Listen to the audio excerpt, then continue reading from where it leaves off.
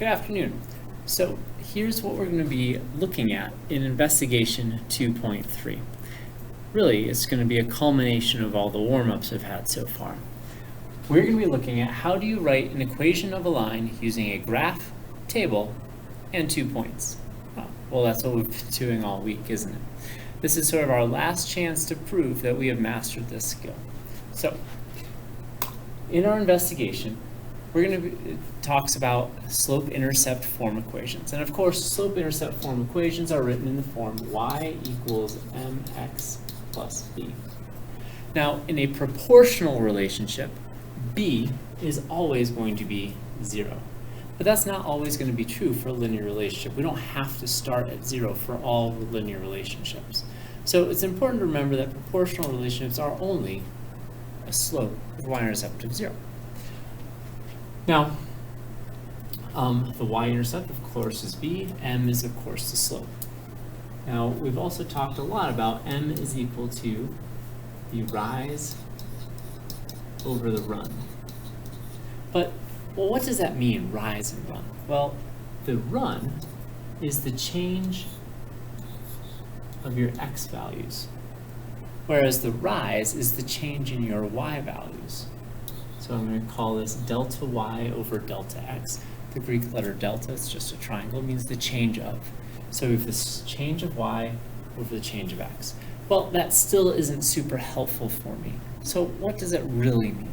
Well, what that really means is I'm going to take the difference of the two x values for the run. So the change of x is going to be written as x2 minus x1. Where the change of y is equal to the change, or the difference between the two y values, so that's y2 minus y1. Well, what does that really mean? What does that really mean, y2, x1? What are we talking about? Well, if we have 2 points in our graph, just 2 points, that's all we need, 2 points, 2. We can say that point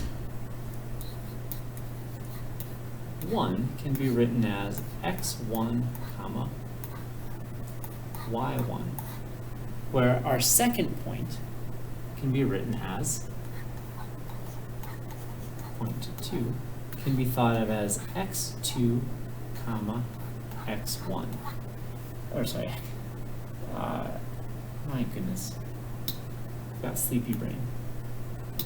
So point 2 would be written as x2 comma y2 because points are written in x comma y form.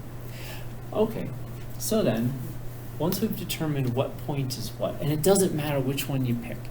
You can pick the first point that you see as point 1, the second point you see as point 2, or you can flip-flop it. The answer will still be the same either way. It doesn't matter. So then, once you've identified point 1 and point 2 and determined the x2s, y2s, y1s, x1s, then you just take those values and plug it into this expression to get your slope. All right, so that's going to be a big part of this investigation. We can also think of slope in terms of the stair-step investigation that you had in moving straight ahead. How steep is the stair? And then for question A, we have 4 graphs. You find the equations of graphs 1, 2, 3, and 4. Part B, guess what we have? Tables! Find the equation of the 3 tables, just like yesterday's warm-up. Finally, for question C, not finally, but for question C, we have points 4, comma 2 and point -1, comma 7. It doesn't matter which one you say is point 1 or point 2. It'll work both ways. And then in question D, we bring up the idea of a proportional relationship where the y-intercept is equal to 0. There we go, 0. All right, that's what we're looking at today. Please make sure you are doing a little bit of your algebra sheet every day so that you are not looking at a huge amount of work come Thursday or Friday. All right, I hope that's helpful. This is what we're going to be doing tomorrow. See ya.